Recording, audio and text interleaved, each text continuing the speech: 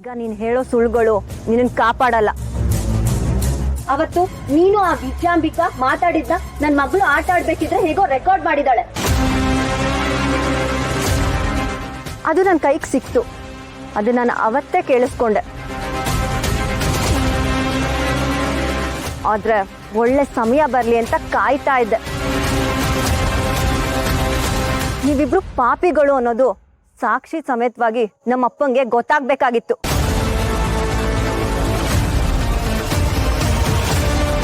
ಬಾವ, ಇದ್ಯಾವುದು ನಂಬೇಡಿ ಬಾವ. ಇವ್ರಿಬ್ರಿದಾರಲ್ಲ, ಇವರು ಅಂಜಲಿ ತಲೆ ಕೆಡ್ಸಿದ್ದಾರೆ. ಸರಿ ಆಯ್ತು, ಇದನ್ನ ನೀವು ನಂಬೇಡಿ. ನೀವು ನಂಬೇಕಾಗಿರೋ ವಿಷಯನೇ ಬೇರೆ ಇದೆ. ಮುತ್ತು,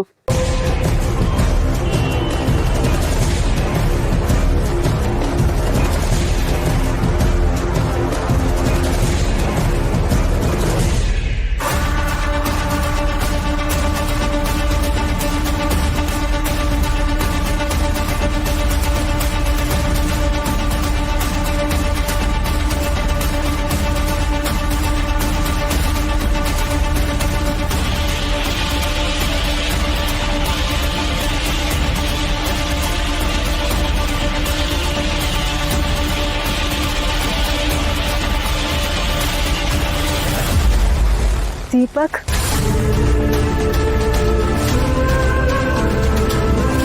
ಅಪ್ಪು,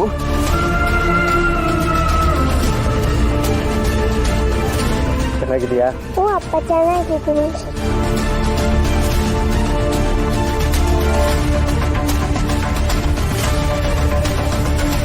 ಹೌದು ಸರ್, ನಾವು ಇಷ್ಟೋ ತನಕ ಮಾತಾಡ್ಕೋತಾ ಇದ್ವಲ್ಲ, ಈ ಮನೆ ಅಳಿಯ ನಿಮ್ಮ ಮಗಳಿಗೆ ತಾಳಿ ಕಟ್ಟಿರೋ ಗಂಡ ಅಂತ.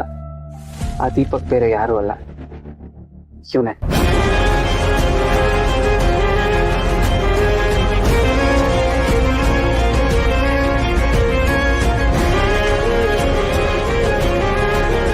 ಅಂಜಲಿ ಅವರೇ, ಒಂದು ನಿಮಿಷ ಬನ್ನಿ ಪ್ಲೀಸ್. ಒಂದೇ ಒಂದು ನಿಮಿಷ ಬನ್ನಿ.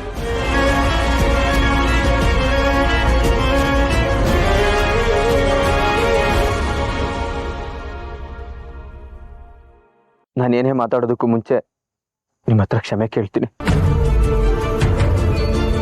ನೀವು ಕ್ಷಮಿಸ್ಬೇಕು ಅನ್ನೋ ಎಕ್ಸ್ಪೆಕ್ಟೇಷನ್ ಏನಿಲ್ಲ, ಆದರೆ ನಾನು ಮಾಡಿರೋ ತಪ್ಪುಗಳು ನನ್ನನ್ನು ಸಾಯಿಸ್ತಾ ಇದೆ.